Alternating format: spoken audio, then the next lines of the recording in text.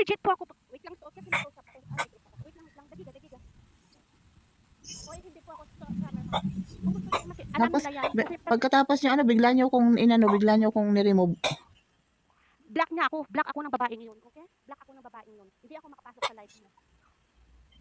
Napaka-imposible naman po yun. Tapos ngayon, gamit niyo agad yung account niyo? Gamit niyo agad yan? Kung na-hack yan, nagamit niyo agad po yan? Ang sinasabi, Egypt. Paanong na-hack? Nandyan kayo. Kanina lang po yun.